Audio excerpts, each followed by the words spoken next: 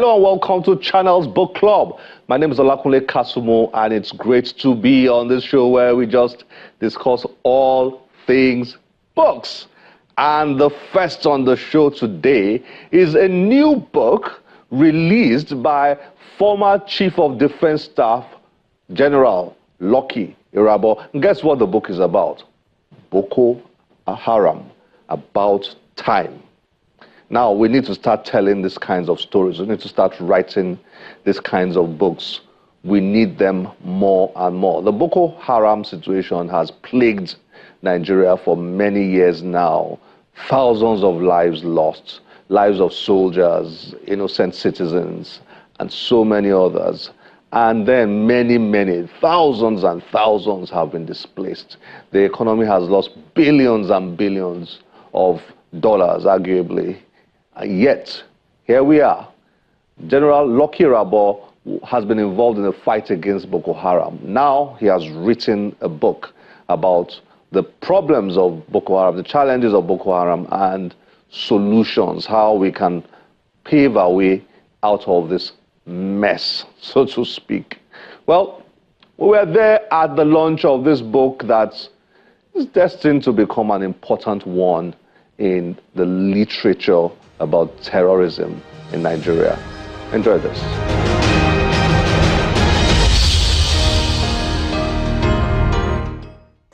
Retired Colonel Bako, who is here. It's a gathering of eminent personalities from all walks of life to celebrate the former Chief of Defense Staff, General Lucky Irabor, at his book launch. The welcome address.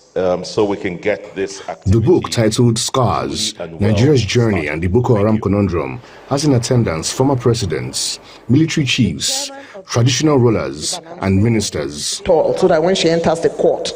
The author of the book considers it as his contribution to the fight against insurgency and the multifaceted security challenges confronting the country. The Minister of Defense is representing President Bola Tinubu at the event and is confident that the Nigerian military can defeat insurgency. Under the Renewed Hope agenda, we are determined to transform Nigeria into a nation of peace, opportunity, and unity. Security is at the heart of this vision. We are modernizing our armed forces with modern platforms and relevant technology. We are also streamlining intelligence gathering, capability, and deepening regional partnership to boost collective security. However, the chairman and the chief host of the occasion posed some questions on the Boko Haram impasse. I went to Maiduguri to try and find out, after Boko Haram has attacked the UN office here in Abuja, if there's Boko Haram, what was it? Who were there? What are the objectives? What do they want? The weapons they use, the ammunition they use, sometimes they even have more ammunition than our soldiers. So it doesn't show that they're hungry people. And where are these guns, sophisticated weapons coming from? And you begin to see that the external hands are also involved. And the title of the book is quite interesting. Scars and the Boko Haram Conundrum. It is interesting because, when I was in office, and one of the major scars on my government, and it would be on my face, and like Bishop Koga said, no plastic or cosmetic surgeon can remove it, is the issue of the Chibok girls. It's a scar that I will die with. But later on, people may know a little more details. And that's also to do with the Boko Haram. What do they really want? In their goodwill messages, some of the dignitaries give their insights into the Boko Haram insurgency. Obviously, you cannot legislate love and you cannot enforce affection. It is something that has to come from within the soul. If other countries have been able to do that, and Rwanda is a perfect example. Islamism is not aimed at seizing power at any particular forum. Islam is after good governance in society. And whoever is there Boko Haram can be defeated. It is a whole of society approach to the solution. It's not a one-off thing. Like I said, it must be deliberate. Where we got to where we are today, when it started, it should have been nipped in the bud. Asymmetric warfare is a different kind of warfare to conventional kind of warfare. Conventional, you are dealing with states. Asymmetric warfare, the enemy is within. The book reviewer has some advice for Nigeria's leaders. Is there a war room in the villa? Because there ought to be a war room where senior military officers, intelligence officers are sitting and thinking, what might tomorrow look like? The Nigerian military must be inspired by this book to also create a sense of urgency about returning to the barracks so that their honor, their integrity, their professionalism can be guaranteed. The author, who turns 60 on October 5, is overwhelmed by the show of support. I have always believed that man exists to solve problems. If you are not solving any problem, then your existence is worthless. Therefore, let us remember the victims of Boko Haram's atrocities. And let us also note that SCARS, the journey, Nigeria's journey and Boko Haram conundrum, is not an indictment. Nigeria's journey and the Boko Haram conundrum.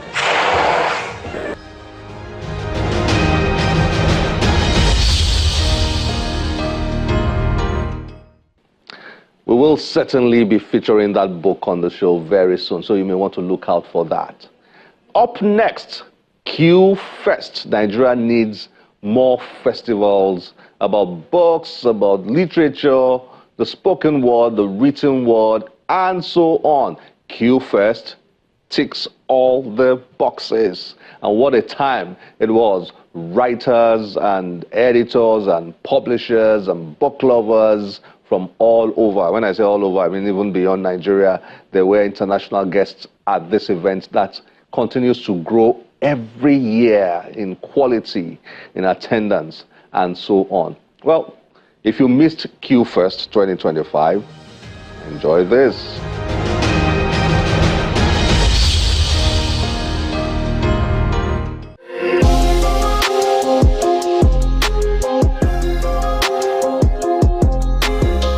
The annual Kuramo Festival of Words. QFest has returned for its 9th edition.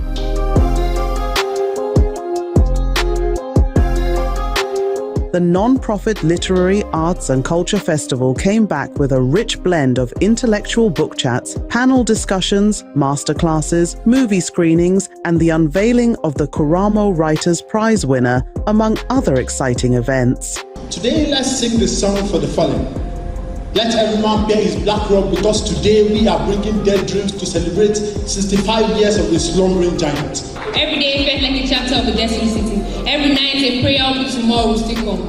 We play for a banner on Thursday, but our country now bleeds in flames. We now sing the song of a wounded nation. Our voice bruised like leaves and never eat, shaking in silence where justice dare not speak, dare not speak. PTSD is what makes this emotion so heavy for my notes part to bear. Because the last time she rested well was almost arrested in pieces. On Fridays, we call him Alhaji. He's too distant to be a suspect. On other days, he's a monster, very energetic to make minors pray not to be a prey for the predators, the philanthropic pedophile. Try to be what they wanted, fist instead of words, bear instead of feeling, silence instead of scream. Every punch he threw was another word he had swallowed. Oh, but it hollowed him out until all that was left was anger wearing a man's face. This year's theme, A Brand New Word, celebrates the power of language, imagination, and storytelling to reshape our perspective on the world and ourselves. This year's theme has personal significance to me. Returning recently from Algiers, where dear Zini, our 2023 Kuramo Writers' Prize winner, the first female that has ever won the prize, was shortlisted for the Canex Book Factory Prize for publishing in Africa. I came home with a lovely finalist medal and the promise of a monetary sum, of which I will share the royalties with Dear Zimi. Anyways, I came home with a renewed sense of responsibility. This experience reminded me that the small labors of a modest publisher in Lagos can ripple beyond our borders. It also affirmed that something essential, nurturing writers at home, is not a quiet act. It is an act of courage that ripples outward, reshaping how the world sees us and how we see ourselves. In a refreshing twist, unlike previous years where the winner of the Kuramo Writers' Prize was revealed on the festival's final day, this year's announcement came much earlier, adding even more excitement to the festivities. The winner is What Breaks, What Binds.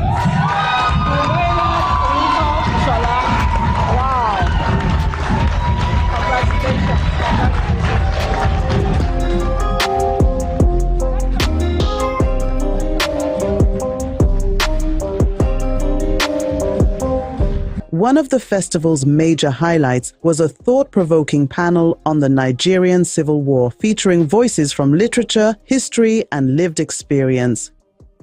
If you look at the history of nations, smart nations always learn from tragedies. They just move on. They learn the lessons of tragedies. They get better through those lessons and they build. When we restart the teaching of history, start it with the youngest children so that they can learn it as they grow up. Then begin, in essence, you start at 2 points, at the beginning of primary school and at the beginning of secondary school.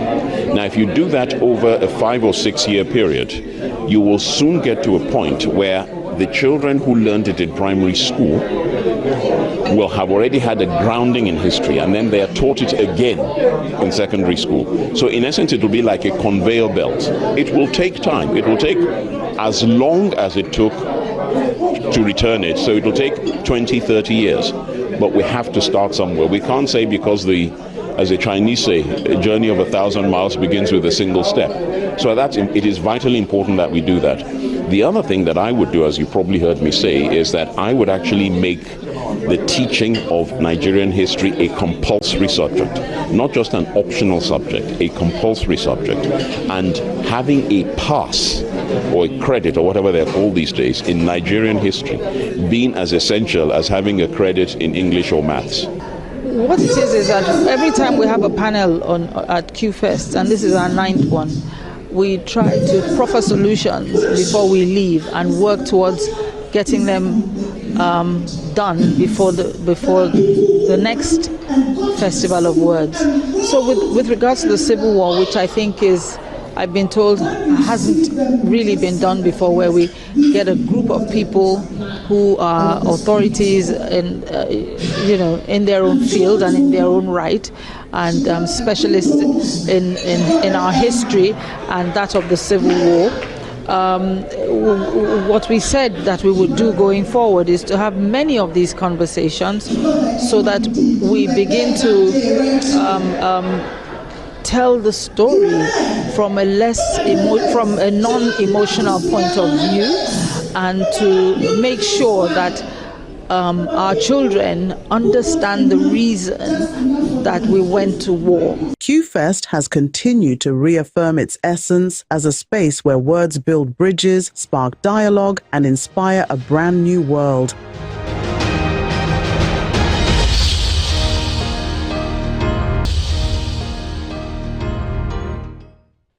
What a time we had at QFest. We just need more of that. Kudos to the QFest team. It was so much fun. Foluke Falaye has written over 20 children's books. I tell you this, writing one book is hard work. Writing over 20 books is just incredible, incredible achievement. Oh, here's Foluke Falaye at her Read With Me program. Enjoy this.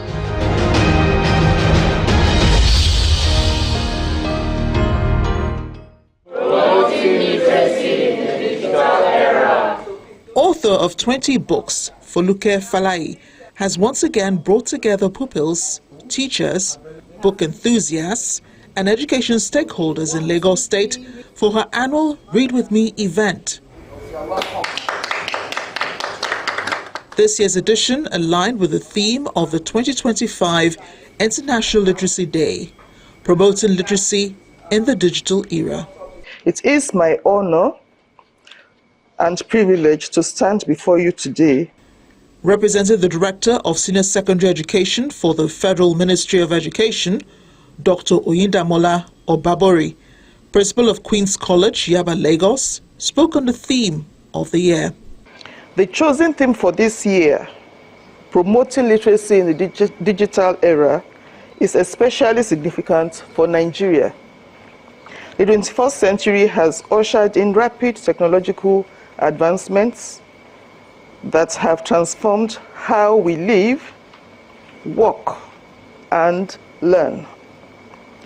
From artificial intelligence to online classrooms, digital platforms now shape our societies and economies in unprecedented ways.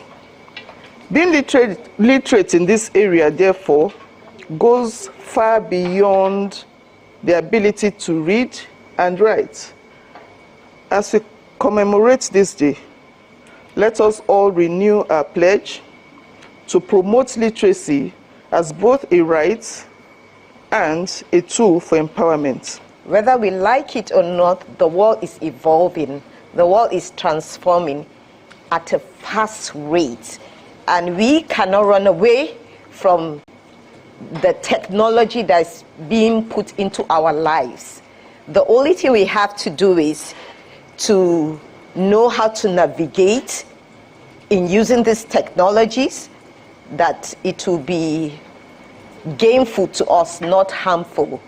Together we read, together we grow. Books are divisive, wisdom flows. In this new era, let's take our stand and promote literacy across the land. Thank you. The convener herself, Foluke Falaye, read from one of her books on a tablet, demonstrating how technology could be a tool for learning rather than a distraction. It was always like that in the neighborhood of Igele late in the morning. Fine bread, Eoka sang. Cynthia and Sunday laughed momentarily. People often laughed over a style. Is that how they hawk bread here? Cynthia asked her husband. Maybe, Sunday replied half-heartedly, burying his face in the pillow. There was no food at home. The little boy had been lulled to sleep after crying cupboard. The water his mother gave him didn't solve the problem. Sunday felt miserable for not being able to provide for his family. She encouraged participants to read aloud from their digital devices. I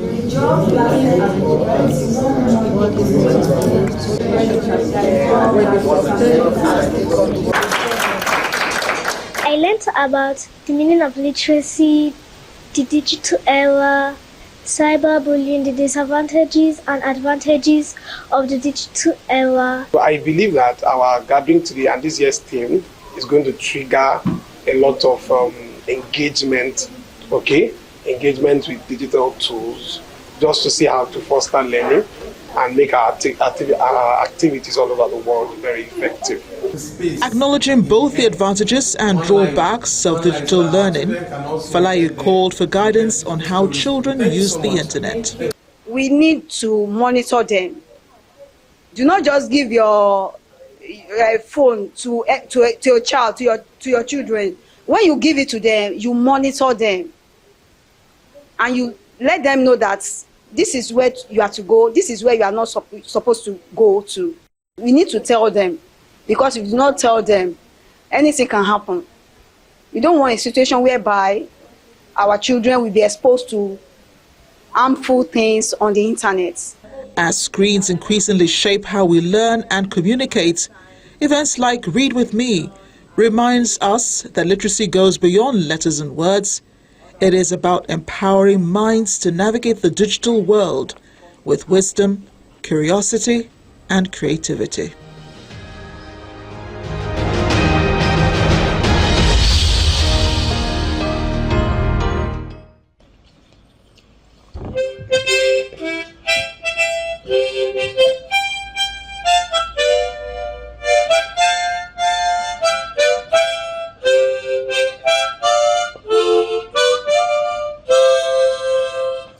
Good day, everyone. My name is Adeparusi, and I'm happy and excited to introduce my new book titled The Throw of a Lemon.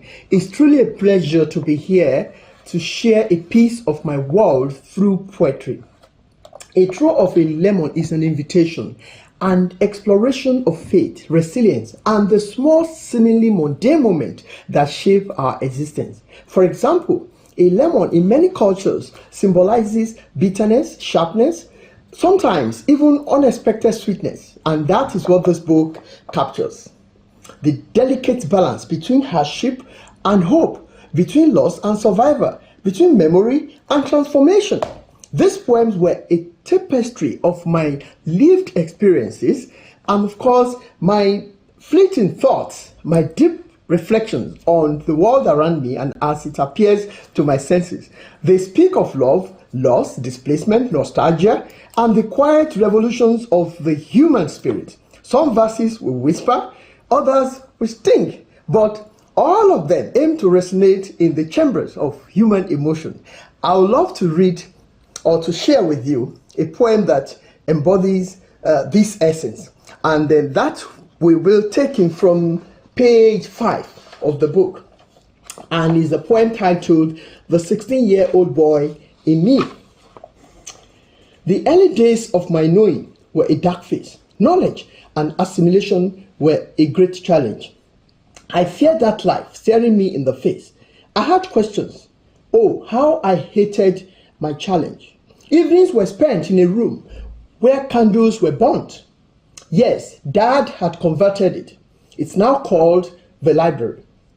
Old books arranged on dusty shelves, including his diaries. Among them were encyclopedias, but nothing was learned. Only the photos of those beautiful countries helped my view. Learning was hard, comprehending practically impossible, but Dad continued to work on my worldview. Suddenly, impossibility became possible. Light gained penetration into my head, and knowledge was birthed. Now I read till late in the night, even in my bed, enjoying the new me, because Dad gave me a lead. A new life began on the inside. My imagination gave my mind expression. And ever since, I never left my dad's side. But for him, I would never overcome that depression. This is the story of that 16-year-old boy in me. This was composed when I was 16 years old, while reflecting on my past academic struggle. This was 1989. Thank you so much for listening. I hope you enjoyed A Throw of a Lemon, 50 years of life, love, and learning. Thank you. God bless you.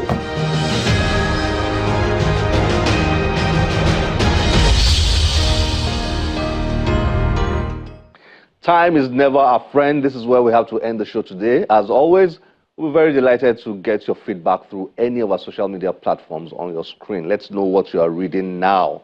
Send us a note. Let's see how you're doing with your list of books of the year to read. Or have you stopped? Don't you dare. Just keep on. If you have, get up again and keep doing it. And make sure you hit your target for the year. My name is Olakunle Kasumo.